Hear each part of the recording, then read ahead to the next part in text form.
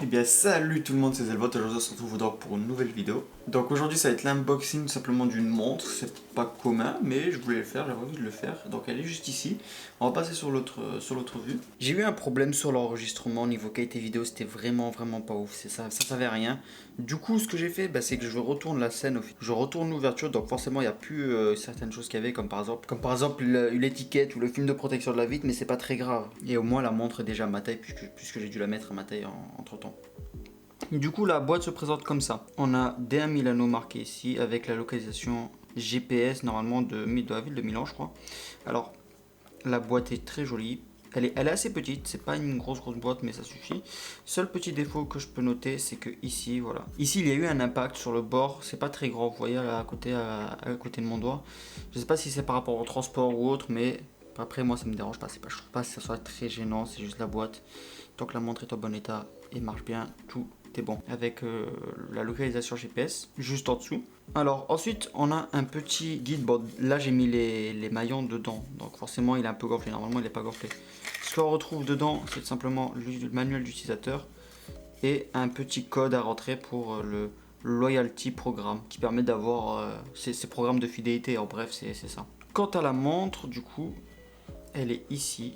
Donc la voici. Alors j'aime beaucoup cette montre, elle choisit elle parce qu'elle me fait vraiment penser à une fusion entre une Patek Philippe et une Audemars Piguet Royal Oak.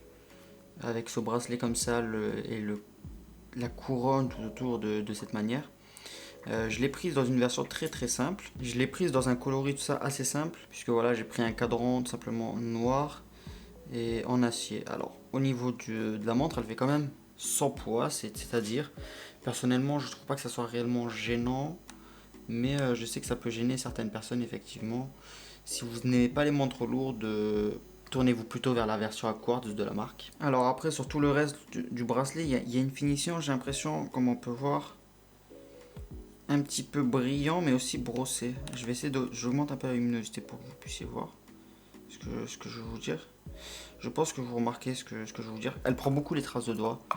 Ça c'est dommage, mais c'est pas très grave. Et notamment, vous voyez là, c'est brossé avec sur le contour là à chaque fois. Et notamment là, c'est en acier brossé. Voilà, là tout ça c'est brossé avec sur les contours, oh, c'est brillant comme ça. La couronne au niveau, elle est très simple, tout simplement. La couronne est très simple. Sur le dos, on retrouve juste le numéro de série et marqué DM Milano, Italian Design, tout ça.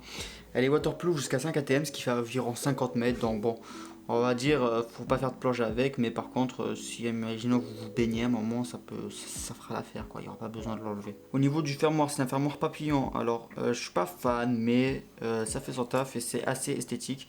Donc le but, c'est que vous venez le fermer comme ça et ensuite comme ça. D'ailleurs sur le fermoir, comme vous pouvez le voir, on retrouve le nom de la marque gravé D1 Milano. Alors elle prend assez les traces de doigts. Personnellement je trouve pas que ça soit très grave. Au niveau des caractéristiques sur la montre, donc le boîtier mesure 41,5 mm. Sur l'épaisseur on est à 11 mm d'épaisseur. C'est de l'acier 316L, donc de l'acier inoxydable on va dire, qui est utilisé chez beaucoup de montres dans cette gamme de prix. Alors, au niveau de la gamme de prix, je fais un petit aparté au passage. Elle coûte 545 € sur le site officiel.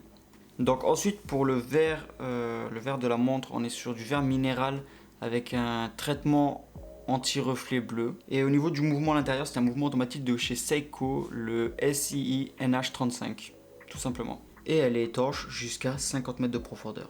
La livraison a été vraiment très rapide. Je dois dire par contre, je l'ai reçue en 3 jours. Je suis vraiment satisfait de la livraison.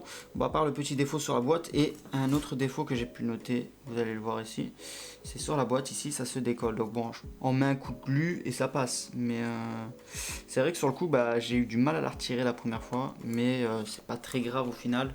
Un coup de glu et ça passe, mais bon, c'est dommage sur une montre de ce prix-là d'avoir un peu négligé la boîte. Même si bien sûr c'est plus important la montre que la boîte, vu que la boîte sera juste pour la ranger. Alors la montre brille pas mal à la lumière, mais comme je vous ai dit, moi ce que j'aime vraiment beaucoup sur cette montre, c'est vraiment son style qui nous fait une bonne fusion finale d'une Audemars Piguet et d'une Patek Philippe. Après, seul défaut aussi que j'ai pu noter, c'est au niveau des... Pour les retirer, j'avais pas spécialement les outils, du coup j'ai un peu galéré, mais est-ce que c'est Enfin, on peut pas vraiment considérer ça comme un défaut à partir du moment où c'était moi qui n'avais pas les outils adaptés pour retirer les maillons. Et ben, en tout cas, si cette vidéo vous a plu, n'hésitez pas à vous abonner, laisser un like, laisser un commentaire. Si vous avez d'autres idées d'unboxing ou review à faire, dites-le moi en commentaire, je les ferai. Et sur ce, moi je vous souhaite à une prochaine vidéo. Salut!